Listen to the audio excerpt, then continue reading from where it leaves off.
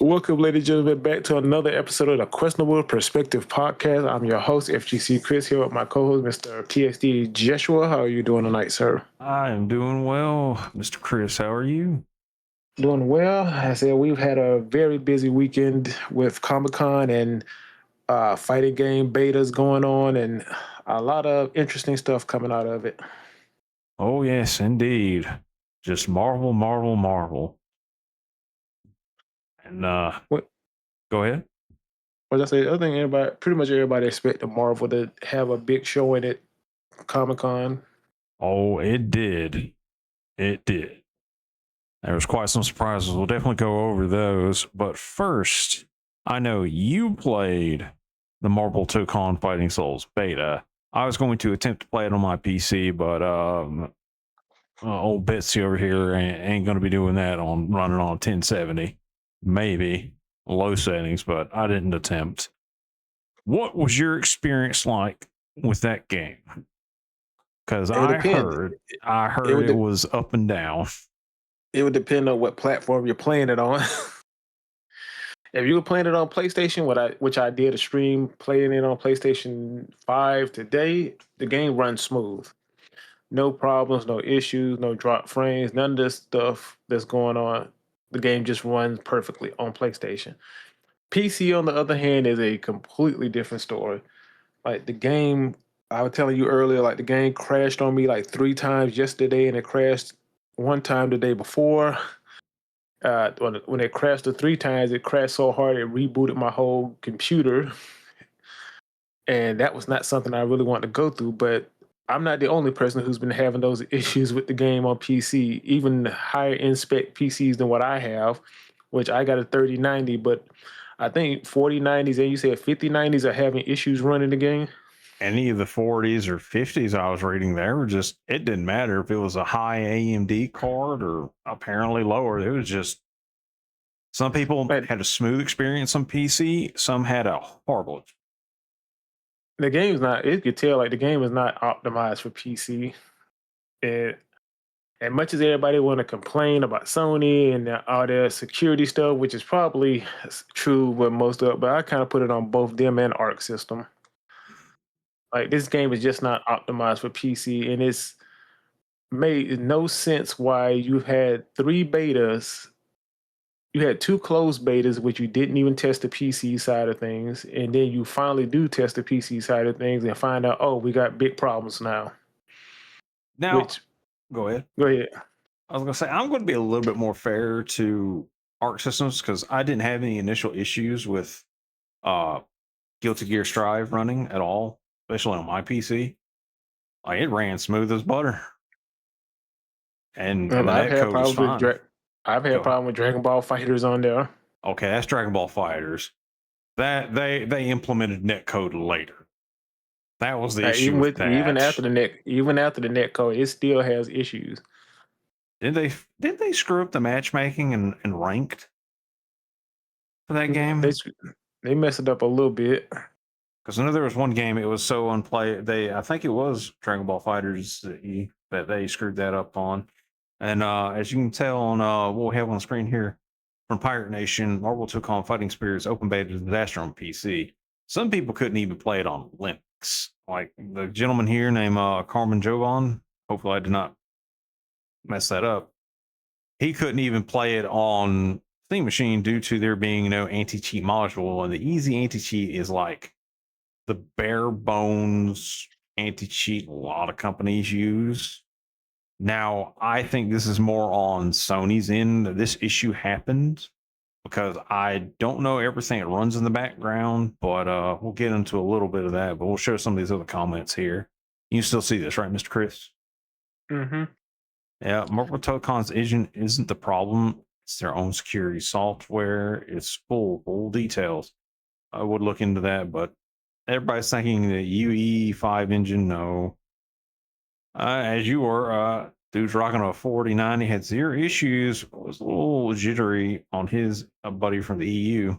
Some people had no issues, but others on Linux couldn't even play it.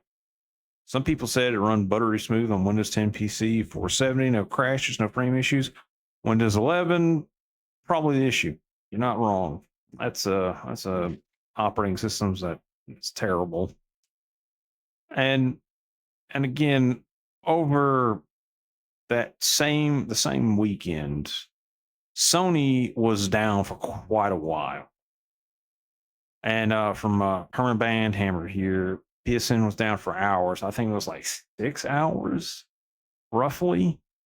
And everybody was just locked out. And I mean, in the wake of them having their not doing physical media anymore and you doing digital only. Not looking well on that, but we'll cover that conversation another day. But again, some people were testing the beta on Linux, but easy anti-cheat popping up, everybody was screwed on Linux. Even and that's crazy because you have the Steam OS, which is Linux based and is one of the smoothest running things you can have because it barely eats any resources up. And the beta was only 15 gigs or 15.6, I believe. It was kind of crazy to see that. Well, there ain't really much in the game. I know. And I'm going to be a little bit of a hater here. Some of those themes for some of the characters are very lacking. I'm going to be quite honest. But that's just my opinion. I didn't care. If anything, if I bought this game and streamed it, I would turn off their music and put it on my own. Understandable. And you can swap out the voices too, I saw, because I know some people, they don't want to hear the Doctor Doom voice in the English one anyways. I kept mine in English. Fair. Let's see. The Carmen Jovan guy has some very interesting tweets I wanted to go over.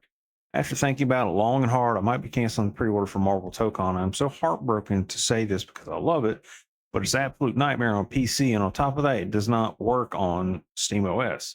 So that means I can't play it offline like DBZ Fighters on the SteamX Steam machine. I cannot speak today. It not only ran poorly due to anti-cheat issues, but Sony PlayStation login would not work and was always causing issues. Yeah, see, that's where I think some of the issues are really happening. I can't really say that because it automatic. Like if he doesn't have a PlayStation account, I can see probably it's a problem. But when I use mine, go ahead. I was gonna say it's truly disappointing to see Sony force this on us and blocking so many countries or off the Steam OS devices, let alone countries that can make an account. And no, I will not be buying it for the PS5. I was really looking forward to on PC. So, I mean, he does have PS5, so he has a PSN account. I really hope Sony removes this requirement to log in and makes the game playing on Steam devices using Steam OS, or makes game playing on Steam. Yeah, you didn't finish it. All right, cannot basically. Now they financed the production of this game. They're not going to back off their stance. They took a couple of countries off, but I did not see them taking that requirement away. Brother, I'm going to tell you now, their stock has been dropping and dropping, and it's going to hurt them at some point. And if someone pulled this up, now I didn't install it, so I couldn't learn or find this out. But someone had, it was PlayStation's PS SDK runtime going 1, 2, 3, 4, 5, 6, 7, 8. 8 of these running in the task manager, which that's kind of nuts. Now, someone did put this out. They asked what CPU usage was on those. They jumped from 0 to 1.5 each. That's not too much, but from what they could tell, they're using the same resources on Tokon and the insane anti-cheat software. Let's see. Someone, can you deactivate these? Not that I can tell. Any attempt sends you out of the game. They just restart. Oh boy. So, listen, as you can defend PlayStation on this count, see, there's a problem here when you're having. This is weird for this to be running in the background 8 times. So I don't know if it's pinging from, like, you go from your computer to the basically the PlayStation server to the game, and ping pong backwards on all the resources looping wise. So I don't know if it's like they're now obviously this is a beta. It's going to test the online performance. I'm wondering if they're running a sub test, running, all right, we're going to require everybody to sign in on their PSN. How long this will keep going. It's very interesting to see. That's probably why there's so many of these running in the background. But trying to bottleneck everybody into one thing to sign in on something, and then the game itself as an anti-cheat, which is just it's a terrible anti-cheat. Like seriously, it eats up resources depending on the game, but it's the easy anti-cheat is like the default a lot of companies use, but that's here nor there. Referring back to his thing where he's talking about he couldn't log in, like I had the same thing when it prompted me to log into my PlayStation account. It brings up the little RFID thing. Logged in one time. I had to scan it one time, and after that, the computer remembered that I scanned in the log. So all I had to do is basically, as soon as I put the game up, oh, do you want to log in? Yes, logs me in. And that's why I was able to go from like my PC downloaded on my PlayStation and pretty much have cross-platform progression because everything I did on my PC pops up on my PlayStation side of things. Now I can't really say because they use the same anti-cheat stuff on the PlayStation, and like I said, the PlayStation side runs smooth, so it's obviously not affecting it there on that side of things. It's just on the PC side of things that it's affecting stuff. Well, the PC has to jump through more hoops. The PlayStation itself already has its ecosystem, and it's just kind of nuts that as people are being forced to go through that. It's their product, though. I don't know why people don't seem to understand that they financed it. It's their product. Mr. Chris, you're not understanding. People do not want to be forced into something they don't have to sign up for. They don't have to sign. You don't have to buy Marvel Tokon. Sony's not holding a gun to people's heads here. You're going to buy this game. They've told you from Jump Street what it was. You either buy it or you don't. It doesn't matter.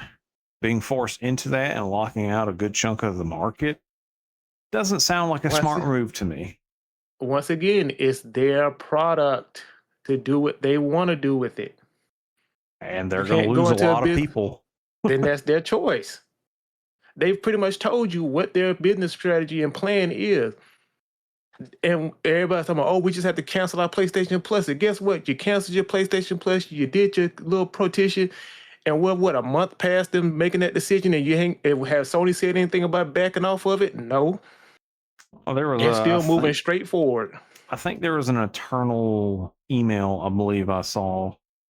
An internal email, but there's someone did a write-up on it. It was basically telling everybody in Sony and PlayStation, it's like, look, ignore it. Don't say anything. And I'm just sitting here, I'm like, y'all really don't seem to understand what's going to happen to y'all. Don't say anything. Why? Because all they're going to do is do what they're doing now. Oh, Wolverine's out, Django keys in front of your face. Grand Theft Auto's out, Django keys in front of your face. And all them people who cried and bitch, moan, and whine are going to jump right back on PlayStation as soon as Grand Theft Auto drops. They know all we have to do is just stay quiet, keep moving forward. People will forget. Well, Rockstar games are not PlayStation exclusive, but I mean, when your PlayStation server goes down and no one has access to anything, it's going to piss some people off. Yeah, it'll piss them off, and then they'll give you like, "Hey, we'll give you a PlayStation Plus for a month for free." Yay! Thank you, Sony. Not really. I mean, they offered people 50% off a full year of PlayStation, and I didn't. And I would love to see the numbers on how many people who claimed they wouldn't take it took it. Well, an interesting thing is I believe it was like 85% of the user base. This is just a rough guess. Had the physical disc or Pro with the disc attachment, And then there were people who were saying, "Oh, I didn't buy a disc at all." I'm like, brother, there's barely any console exclusives to buy to put into the system.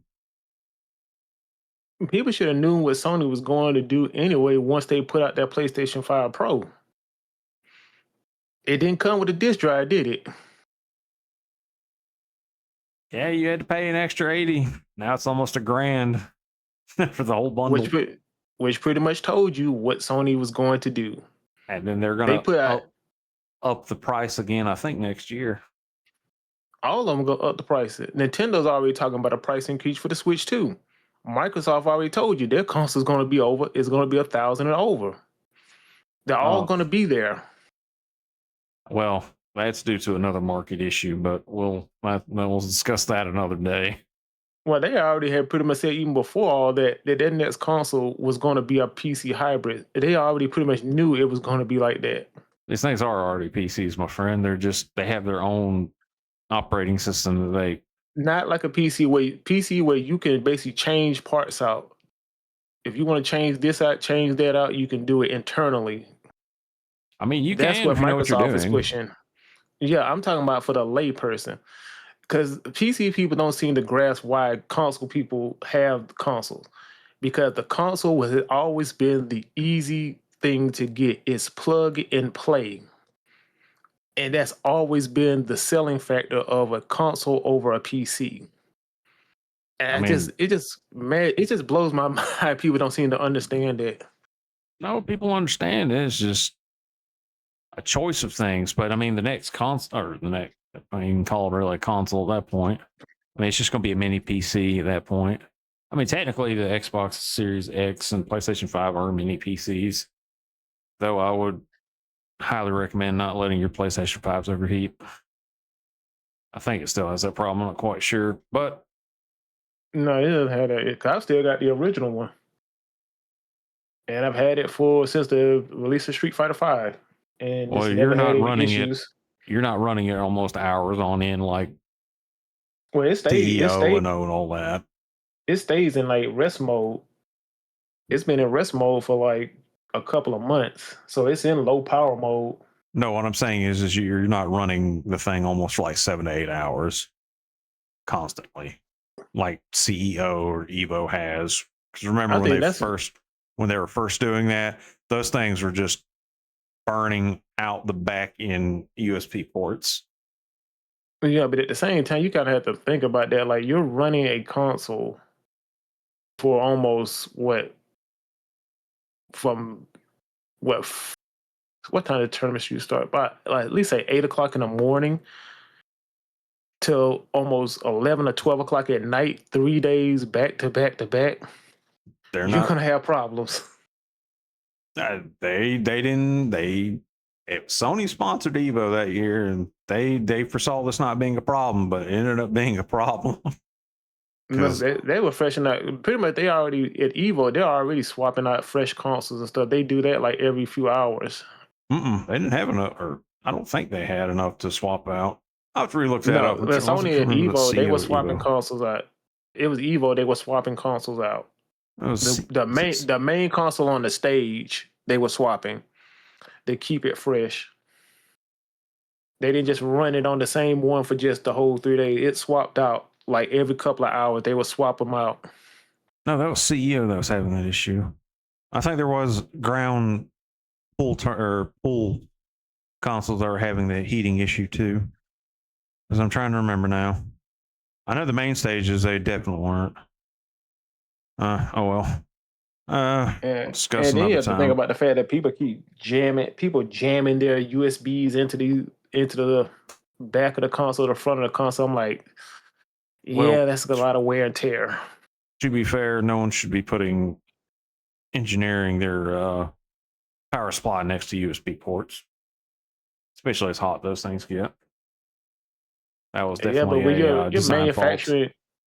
I don't know if that's a design fault. More so, you're not manufacturing these things for tournaments.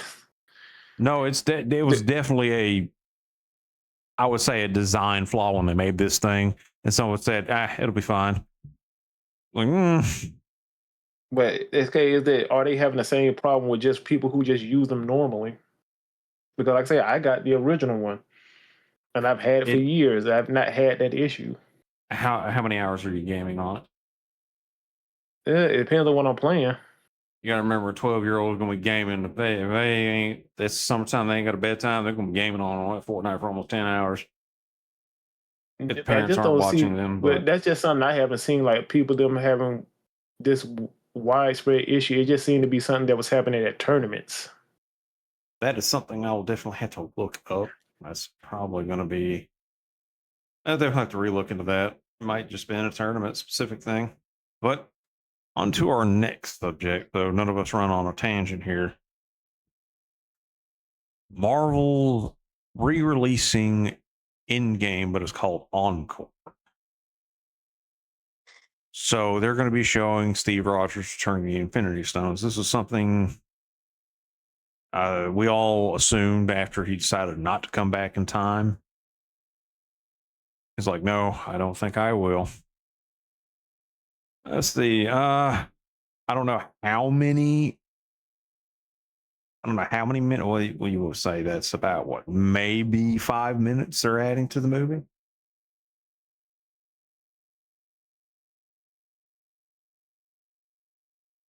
Chris,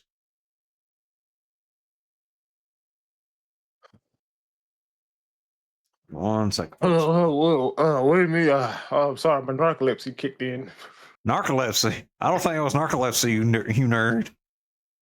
Like 5 minutes of extra credit. I'll just wait for that to hit DVD. That's No, they're actually adding in scenes there. I'll wait for it to go on Blu-ray or Amazon. I think that. Actually, I'll have to look that up. I'm very curious. That might be on the Blu-ray. If not, these are new scenes. This is just a cash grab. Yeah, well, I mean, they're showing it in September because in December they're showing the movie. Yeah, they're showing one of the most expensive movies ever made. Definitely. They I think, and someone was predicting, since Steve Rogers picks up Mjolnir now, that he's coming back as a hero known as Nomad, and I'm not quite familiar with that Marvel hero, but we'll see. I thought the rumor was that it was Hydra Cap. I have not seen that rumor, but then again, I am not going to count that out either. But I know, I mean, Steve Rogers is coming back. He's holding the hammer. We'll see how far Well, that the hammer goes. just says whoever be worthy. It doesn't say you have to be a good person.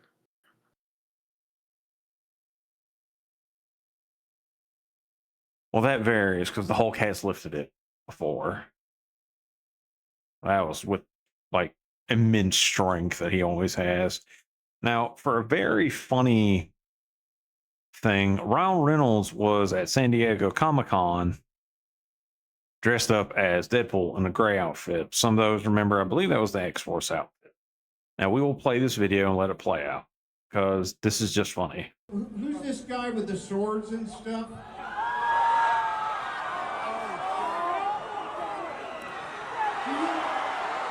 I saw that you had your hand up, maybe? Yeah, can we get him a microphone? Can we get a microphone over Oh, this guy? I have one. Long-time listener, first-time caller. My name is Ricky. That's a mononym like Cher or Madonna. And I'm just cosplaying hard right now. Is there a question in there somewhere? Yes, I do have a question, actually. I have a question for two questions. First question is for Mr. Paul Rudd. Where is Thor, and why was he crying? He's a Wrexham fan? Yes. You know goddamn well why he was crying, Rudd. Second question. This seems an awfully expensive way to announce a film. When do you start filming? Wait, Doomsday? it's in the can, bro. Look around you. I see. So there's no additional photography, no overages, hot costs, maybe last-minute additions. You know, I don't... we keep making the movie until they pry it out of our hands. No So further questions. Happy Hogan? Fetch the Audi. We're leaving. Ladies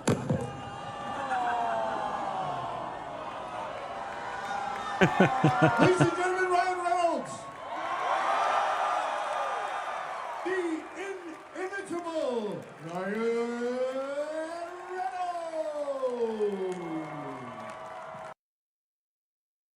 I'll say that was pretty funny. And the amount of people that were taking pictures just thinking he had a cool cosplay on and not even knowing it was Ryan Reynolds in costume is like crazy. Well, I mean, if he's not saying anything, they don't hear his voice. They'll just assume it's just another cosplayer. Because I mean, that costume, the Deadpool That costume looks way too good to just be something homemade. dude. There'd be some I've people seen some making. good. I've seen some good ones. I say, I'm like, can't throw those cosplayers out the window. They've been doing a pretty good job. Now, this was very interesting. A lot of people were getting Doctor Doom masks and capes handed out. All those that attended the San Diego Comic-Con. I thought it was a popcorn bucket. I hate you so much because I'm now imagining know a they're gonna popcorn do bucket it. where the mouthpiece drops open.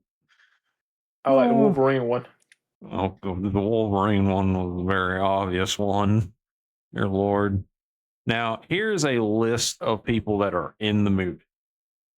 And these are all like full cast cameo members.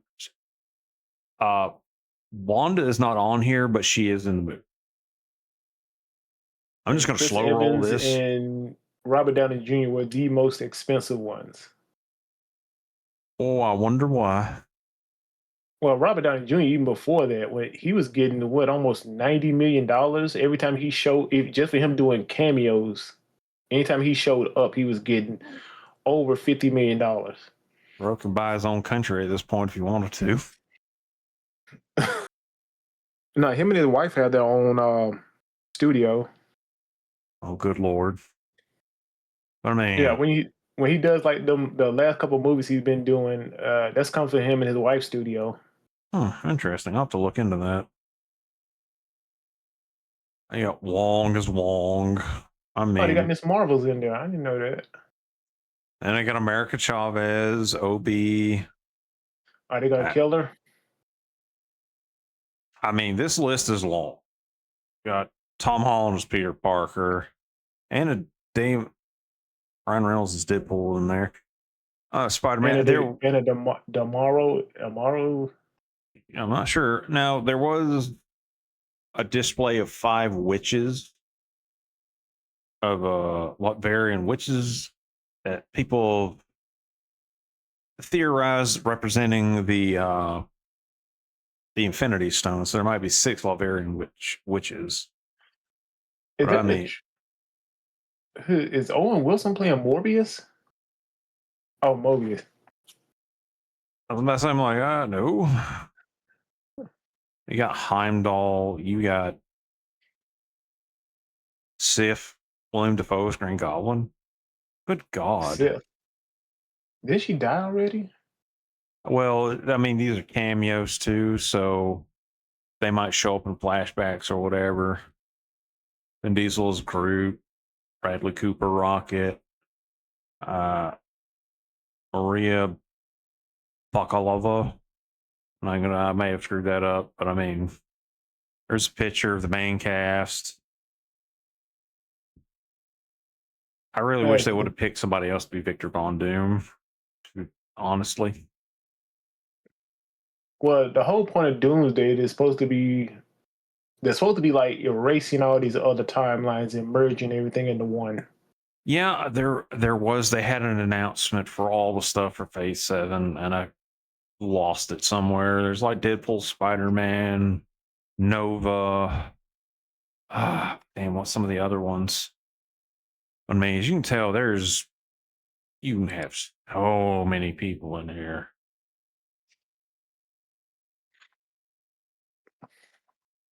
Like, it is insane how many people they have in this movie.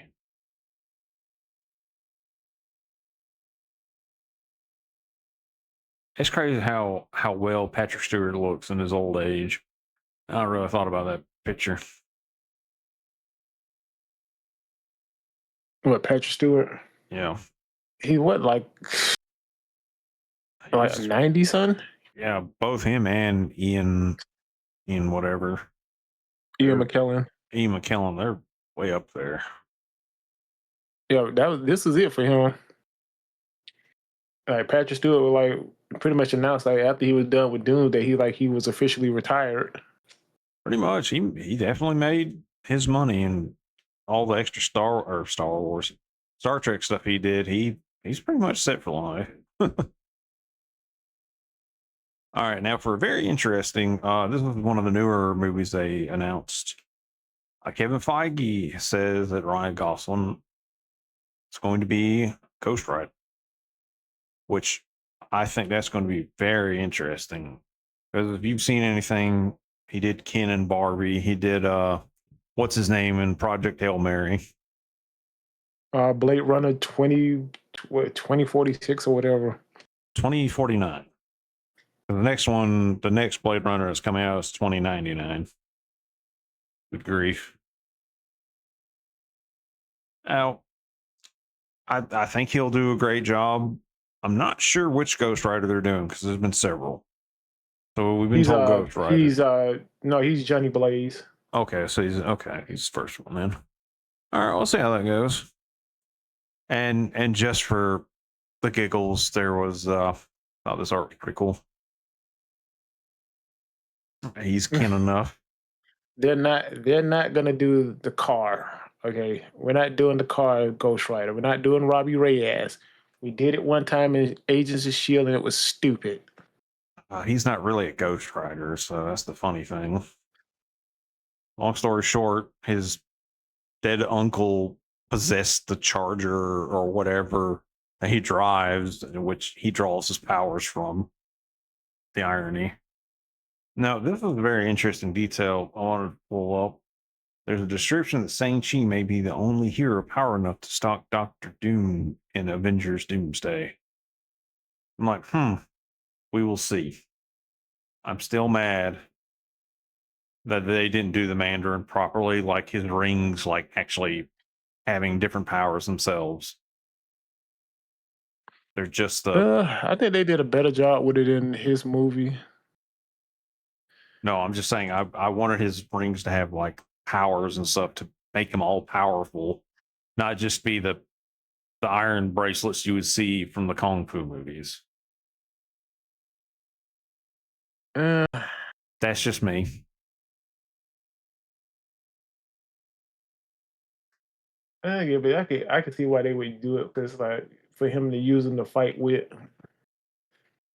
But I can see why they would do it.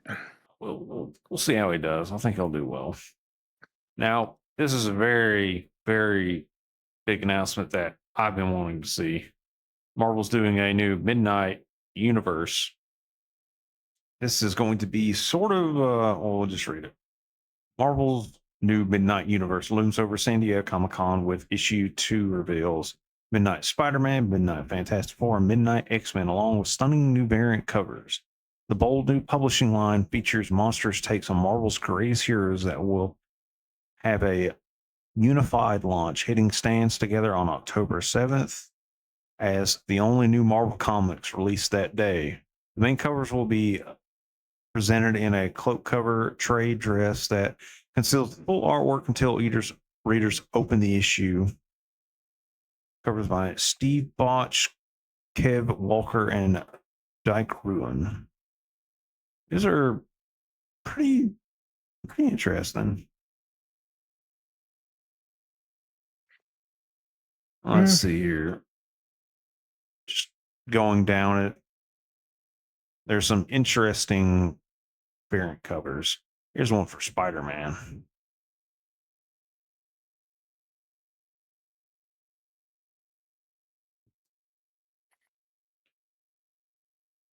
These are the ones for X-Men.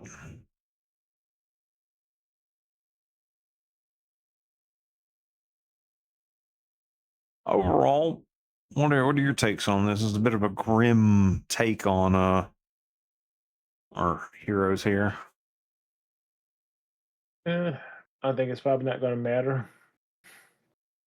You think they'll Whatever sell story. well? I think they'll do okay, but comic book sales have always been down. I think it's going to do okay, but I don't think it's going to have any effect on the world overall. Like the MCU world overall, I should say, the comic book world. We'll see. Now this is kind of going over the same thing, but I want to dive in a little bit more on this one. Midnight Universe Black and White editions be nice. I'll go into full details, but these will be very interesting when these drop, especially some of the black and white covers. And Storm being a vampire in this is very odd.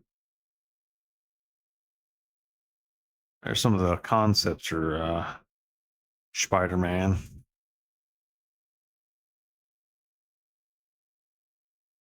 Oh boy. That is a creepy version of Reed Richards I was not expecting to see. Now, I do like costume for Nightcrawler. Probably one of the better ones I've seen out of all this. Oh boy. That's a pretty cool Cyclops cover.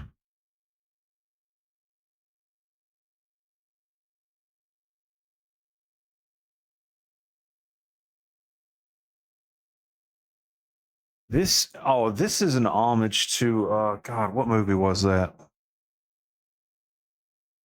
I know what it was. Not was damn it. Oh, what movie? It's where the family is being terrorized by a ghost. Poltergeist. Poltergeist, yeah, that's what it was. This is an homage to that. I think this is an homage to Aliens, or one of the Alien one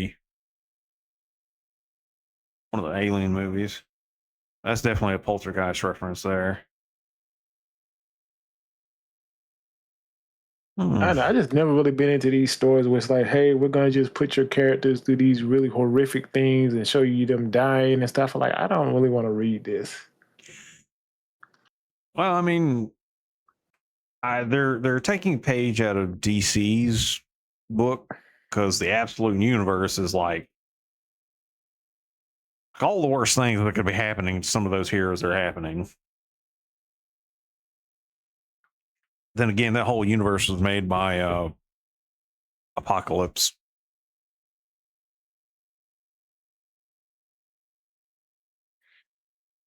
That's, That's an interesting it's cover. never been my thing. Understandable. Okay, that's number 2. I don't think these are going to be very big stories. I think it's going to be just like, you remember Marvel Zombies. These are just going to be kind of like one-shot variants. Mm-hmm. Now, there's another interesting thing. Marvel Comics announced a partnership with Kadokawa for 5 original projects in Japan. Since CB Sablisky's new role will be first teased in Spider-Man. CB Sabolsky. Sabolsky. There we go. Forgive me, I'm not good with some last names. But yeah, that is all of us. Not a bad concept artist or bad concept for Spider-Man. Overall, some very interesting costumes. Daredevil definitely has a interesting flair to him. I hope they kind of go with this design. This design, I think, fits it a bit better for the scene that they're going for. Okay, I'm going to be honest. I think this, but you have the shotgun on. Very Yakuza-like there. I think this is going to be Gwen Stacy. Not quite sure. An anime feel to it. Oh no! Oh, it's Gwen Stacy Silk. Oh, that's Spider Gwen. Oh, so what do they call it? Ghost Spider. Ghost Spider. Very interesting. which is stupid. Hey, I mean, they're trying to keep from having to probably say a bunch of different names, but we'll see. Or you could have just left her in her own universe like she was, and the book was actually better. You've read it, so I'll take your word for it. And I haven't written the Ghost Spider stuff because once they brought her into the main universe, I'm just like, okay, I don't care. But her independent one, when she was in her own universe, was really good.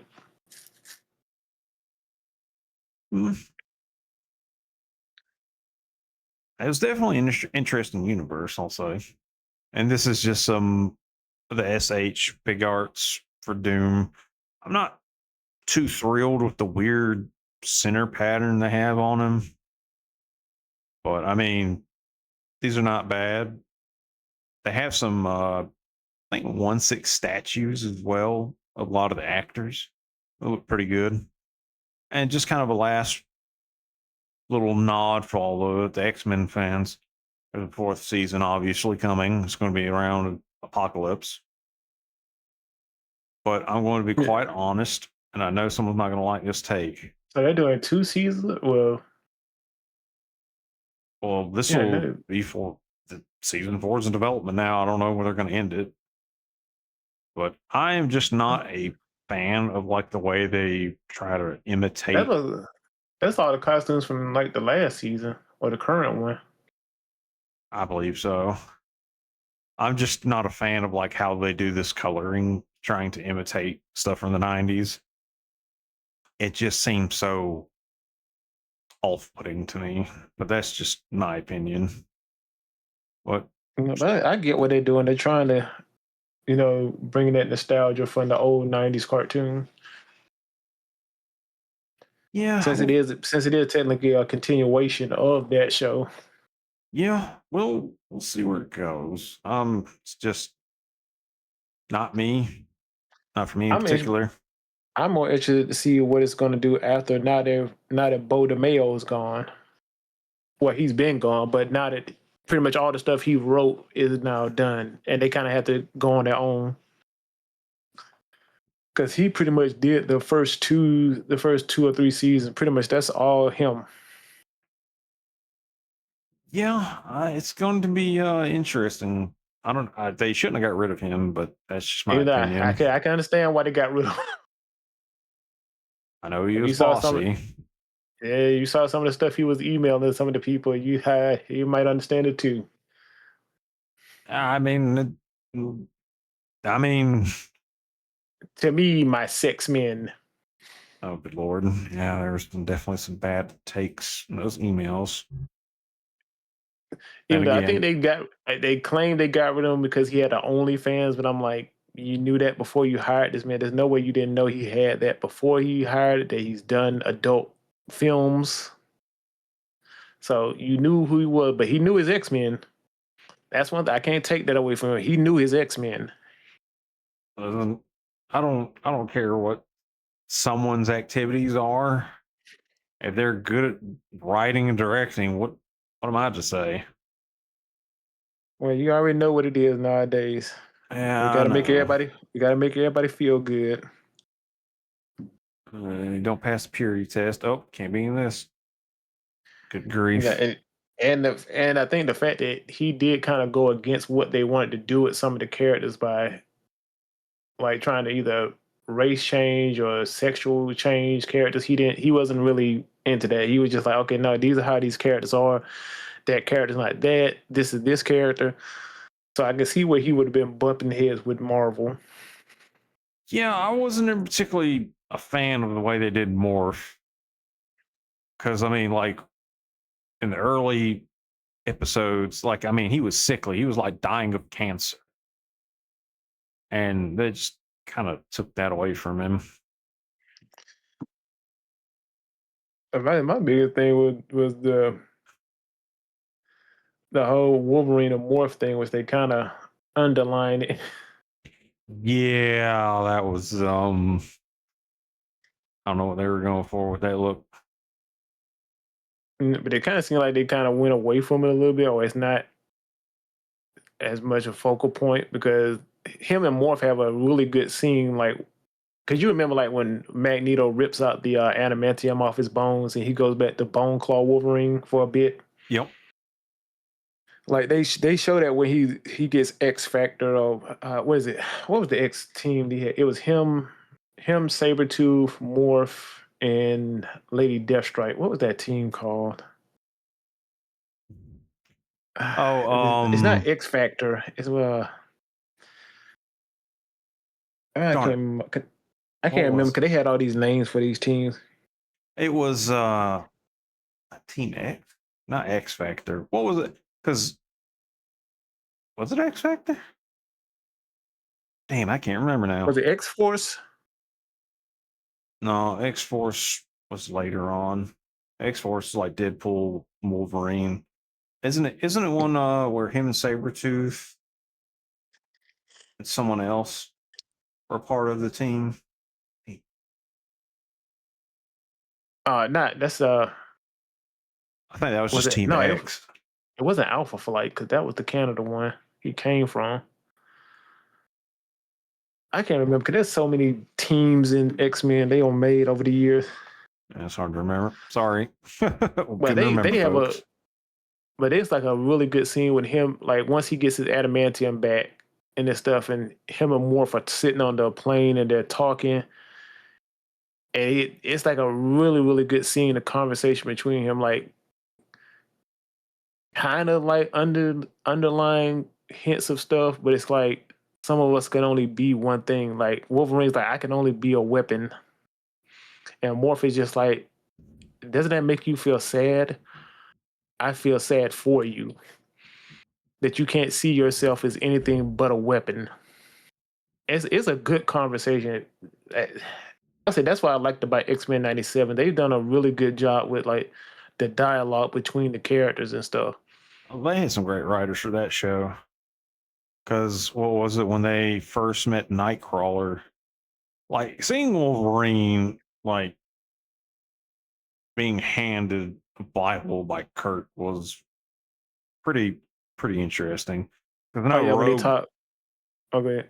Well, after that, because I know Rogue was having some issues too, and then Rogue walks into the church and sees, or was it Rogue? I know someone walks into the church and they see Wolverine going through some of the passages that Kurt marked, asking for forgiveness and such. It might have been Roll at times. 'Cause I remember that episode when he has that. They talk about spirituality and God and stuff. It's like the show didn't talk down to you, even though it was a kid show. It didn't talk down to the kid. It wasn't afraid to go certain directions. And that was what was nice. Even like when, if you ever think back to Gargoyles, I believe it was, I'll never forget this episode. I think it was Manhattan. Or was it Brooklyn? It was either Manhattan or Brooklyn that ended up getting a gun. Ended up shooting, what's her name by accident? Aliza. And they went through like gun safety and all that, which was, I mean, was surprisingly still really good to see. But I mean, that's And then the way they wrote Apocalypse, like Charles Magneto in Apocalypse in that season, like was like perfect. It's like and them trying to stop Apocalypse from being Apocalypse, they inadvertently are the reason he is Apocalypse. I pretty much. And that And then like if that scene that everybody shows where he spoilers that he vaporizes Magneto. And then Charles is Charles on and the him having that green. conversation. Yeah, he's having that conversation. They're like, and the fact that he's like, I'm the eternal shore that you will crash against. And you like, I could kill you right now, but you're not even, I don't even consider you a threat. You're not even worth my time to kill. And then and then he feeds him the line Magneto told him when he was about to do the same thing. Only a coward feels strong when stepping on ants. And like, that is the most poetic line. And he just steps right over him too. I'm like that's what I've missed so much about TV, like good writing. Like a villain can just be a villain, but he has a purpose, but he is still a bad guy. Well, they don't allow people to write these villains. Then again, some of these people don't know how to write. Like they only know how to write one way. They don't know how to write a loving family, I guess, because they never experienced one. And it's just so weird. Because when we talked to Doug Ernst, he described that. Oh God, what was the guy? He wrote Superior Spider-Man, where Doc Ock took over Peter's body for a while, which was a good series. But I'm like, he was not wrong on that way that writing went. And he had a lot of good insights and stuff. It's hard for them to because they don't believe anybody can just be good or evil. Even if somebody's doing something wrong, they try to find the good parts in it and try to justify them doing bad. I'm like, no, there's some people who are just evil, and that's what it is. It's very true. There are whether you believe in good or evil or not, there are people out there that are like that, and it is terrifying. Yeah, which is, I think it's starting to affect the anime industry itself too. Where all of a sudden they're bad, their villains can't just be a villain. No, they have to have this sad, sorry backstory that we need to feel emotion for. Like, no, I don't care. They might have been a good person at one time, but now they're killing a bunch of people. Okay, we're not going to go down that road with them.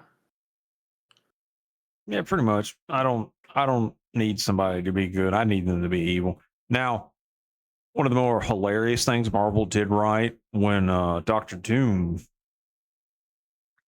brought in Valeria Richards into the world. He was pretty much the godfather of her. Even though Reed Richards couldn't do anything to like save his wife and the daughter, only Doom could do it. And boy, Doom did not let him live that down. I will not lie. Wilson, that's just always hilarious to me.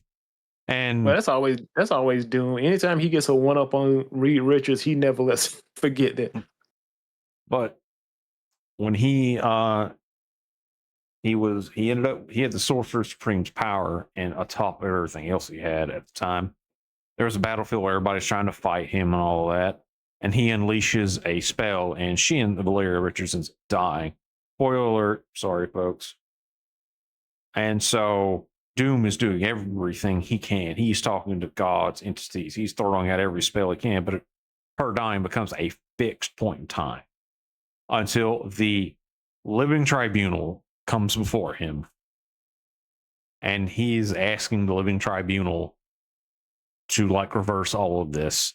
And out of the few things that you will ever see in Marvel Comics, the living tribunal was shocked to find out the man that was probably one of the most selfish beings on the planet had genuine love for Valeria Richards.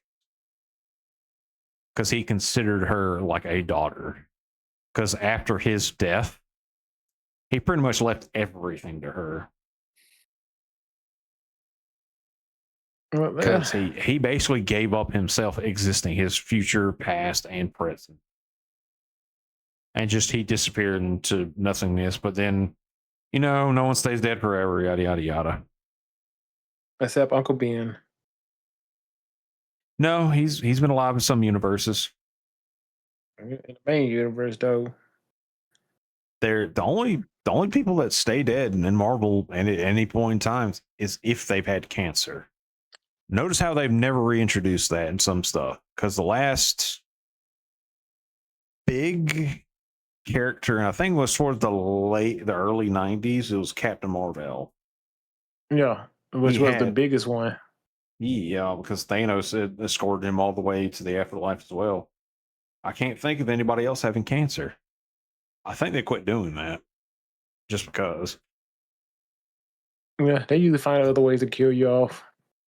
Oh, Gwen Stacy didn't stay dead. She's been cloned. She's been resurrected. They made her Spider-Gwen now. Wait, was she resurrected in 616? They did. I think they cloned her. I know they cloned her at one point in time. I was about And to say, that I'm like, I weird remember the story, clone. yeah, when her and Norman Osborn were together and they had kids, and it's a whole mess. And then the one more day of Spider-Man. Oh my god. No. What is it? What was the one where Wanda? The one where Wanda rewrote history.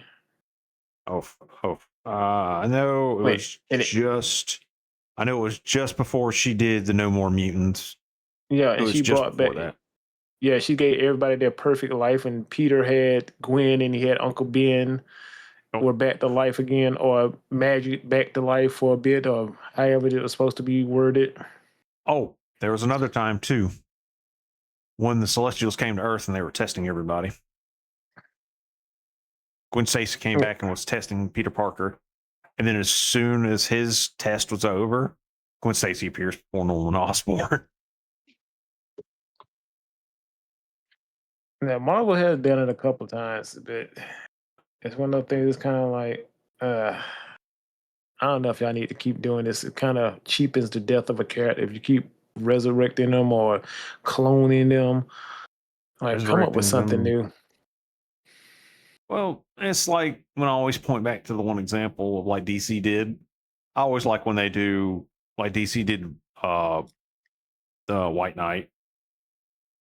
Just do different variations. Just don't throw out 50 variations like you done with Spider-Man, all that. Do like a mini series, 12 episodes, 12 comics or something. Don't have Yeah, it 50 different comics. And if you didn't read this line, you miss out on knowing this important information from like the next future 20 issues you might read. yeah, because Marvel's problem is they got way too many spider people. No, it's Spider Persons. Okay. Because what is it? You got Spider-Man, you got Miles, you got Gwen, you got Spider-Woman. Trying to remember all of them. I think Ben Riley's back too. They had Spider-Man 2099. He had his book for a little bit. I don't think it went too good. I got a couple of issues of it. The only two. Well, Peter Parker is Spider-Man. Let's clear that up right now. And Miles Morales, people like the idea of Miles Morales. They don't really like his character. There's some people that like him, but I'm going to ask you a question. And they like him so much, but they don't buy his book. Oh, name a black superhero without electrical powers.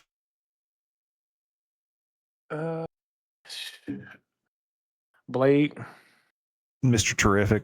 Okay, I thought I was going to say I was going to get you with that question because some people it's like Static Shock.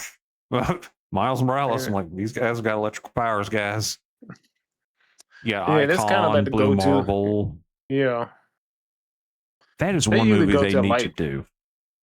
Which one, Icon? Oh, good luck. I think if they were going to do a DC, it was going to do a movie. A Static movie would actually do pretty good.